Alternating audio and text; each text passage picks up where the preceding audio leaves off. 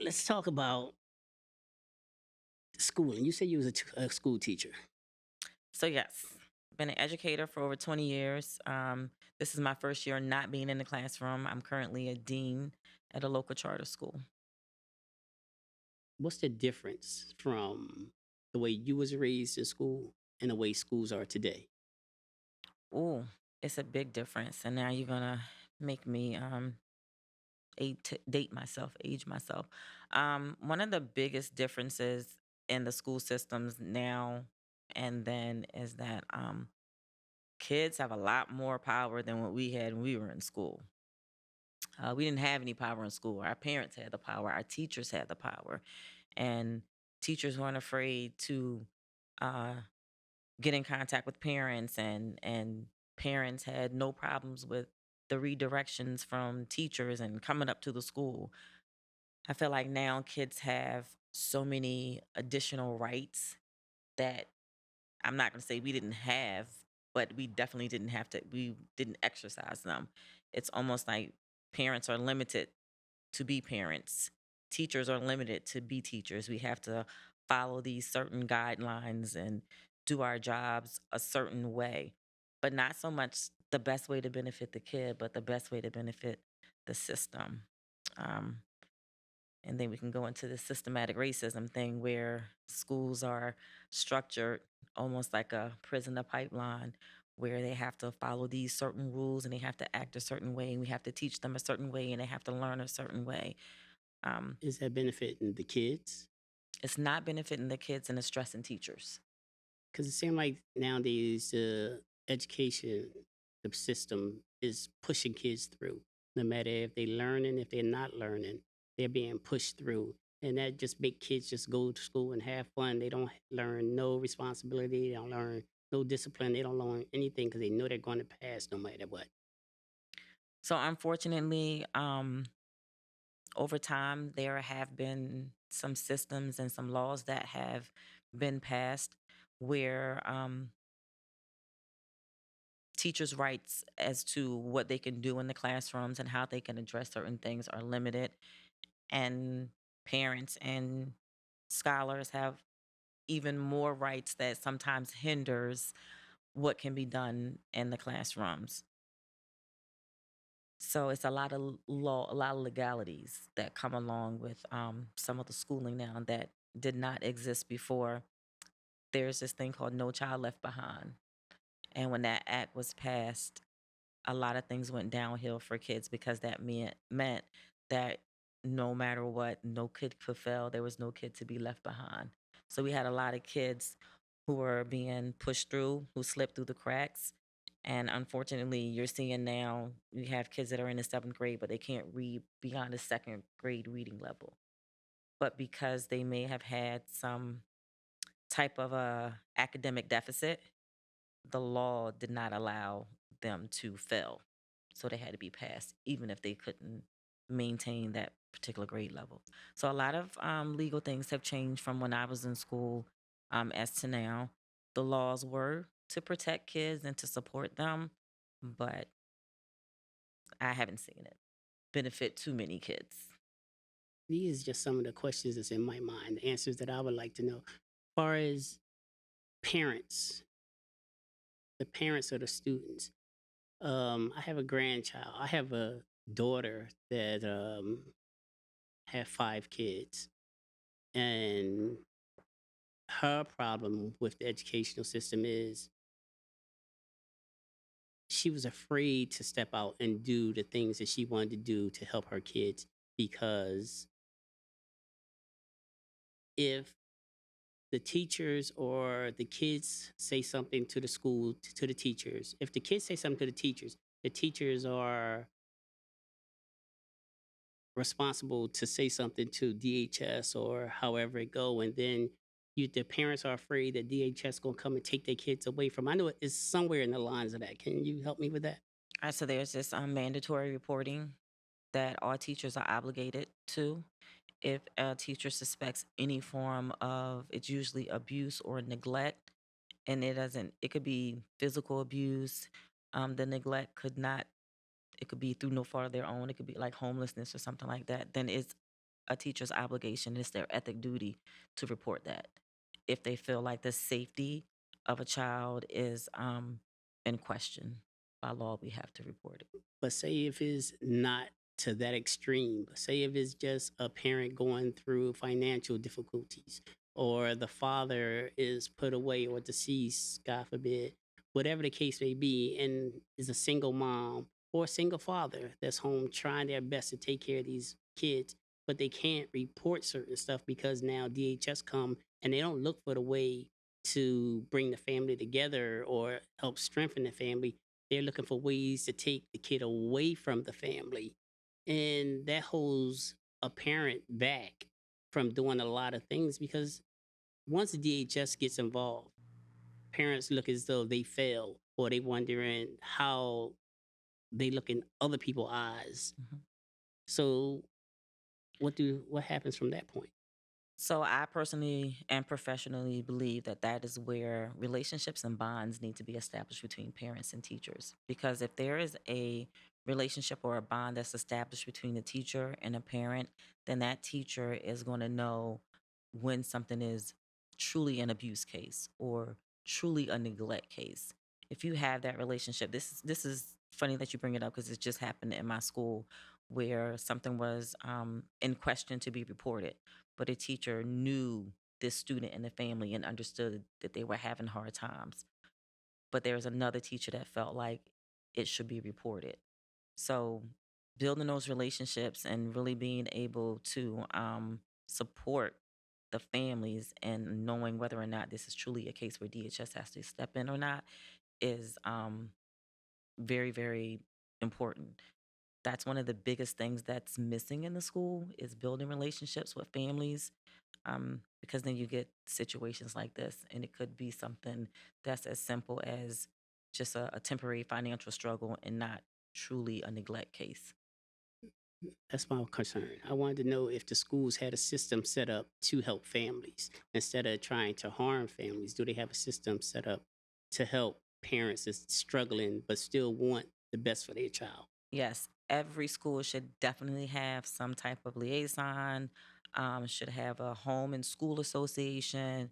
There's your school counselors. You have this social emotional learning that's in schools now. So there's someone who should head that, but it really should be school psychologists, school counselors, and those are like your first lines of communication when things are going on. For the student or for the parent? Both. So the parents can come in and Yes, the parents can reach out to counselors, and counselors can refer outside services for parents, as well as provide in services, like things within the school building for the student. But we definitely, I know our school specifically, and every school should have this. They should have a referral service where parents are able to reach out for additional support. interesting. Home and school associations are big in schools. That's where families and schools connect. That's where schools offer different types of support. That's where we network. That's where they come together. We used to call it PTA, but now they call it Home and School Association. But that's the connections that you make with your families. That's where families are involved. But unfortunately, the home and school associations and PTAs are not the way that they used to be because we don't have the parent, we don't have the parental support. We have meetings and may have 2 or 3 parents that actually show up for the meetings. And that's one of the concerns where I'm going at with this conversation because a lot of parents are embarrassed. They feel like a lot of parents don't even have control over their children anymore. They feel like social media is the parent. Like, Mhm, you got a job, but I mean, like I said, most families in our communities are single parents. mhm, So if you have to work between 8 to 14 hours a day, who's taking care of your kids? Who's raising your kids? right, and that's where parents, like, during the school day, that's one of the hats that teachers have to wear is being a parent, and that's where you really have to build those relationships, like, parents have to build the relationships with teachers. As a teacher, to have a parent reach out to me and, communicate with me that I'm having a hard time, or I didn't understand this assignment, so we couldn't do it last night, or, she's struggling right now. That was one of the most impactful things for being a teacher, and it definitely stands out. we need parent support.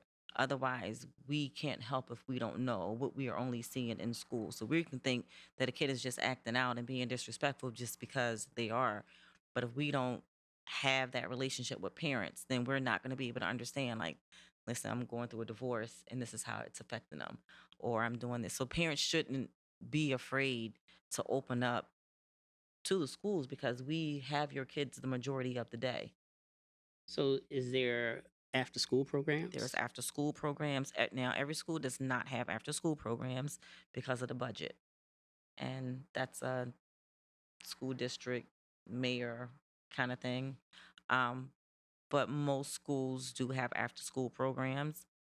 Um, where the disconnect comes in with the school after school program sometimes is if you have siblings that don't go to the same school. Some of our older siblings have to take care of younger siblings, so they're not able to stay after for the programs because they have other responsibilities. Um, that's one thing. I'm going to plug I am again because I am takes that age group that most of the kids are latchkey kids. And it's at that time frame where the most mischief happens with that 3 to 6 o'clock hour. That's where a lot of kids either are latchkey kids, they have other siblings that they have to take care of, or that's the highest time for crimes and petty things that kids do. That takes us back to our the beginning of the program where the communities have to get more involved, like our community centers, our rec centers, our neighborhood watch. These are the things that need to come back into play. These are the things that made my generation who they was, because even if your parents was away, someone was always in the neighborhood watching you. Hmm. Someone was always there to report what you was doing. Hmm. Someone, even some a lot of the neighbors around our way had the ability to spank you. Your Oh, parents gave them yes. permission to tap that behind. Hmm. But nowadays, if someone tapped that behind, DHS is involved and you're getting sent away. Yes. Like, it's too many rights that's going on, too many laws that's going on that's helping us be more and more ignorant. So where do we step from behind the protection of ignorance and say, this is what we need to do as a community? This is what we need to do to bring back that unity, that love. Maybe we could help our kids instead of harming our kids by stepping up, doing more for those that aren't our relatives, that aren't our kids, because we're still family no matter what. I think kids nowadays don't understand morals and values, so they don't have any regard for like respect and taking redirection and feedback. Everything they feel like you're coming at them, so you can't. You try to help a kid, but they don't. If they've never had that proper guidance, then that's when they push back and they're defiant. So it's hard for the communities to kind of step in. We can't use that. We can't use that because everybody is afraid of that. Then the kids will get more stronger and we get more weaker. So how can there be role models or someone to help our generations if we all take on that same mentality that kids just don't have that principle no more? Let's give it to them.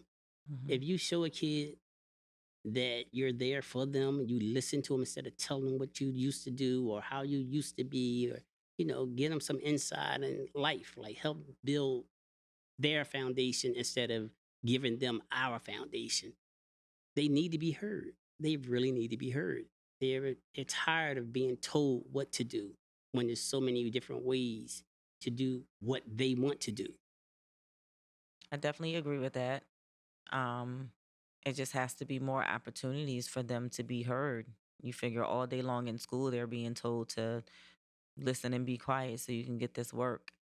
And then parents and, support, they're not home. They don't have time to listen. They're not there to listen.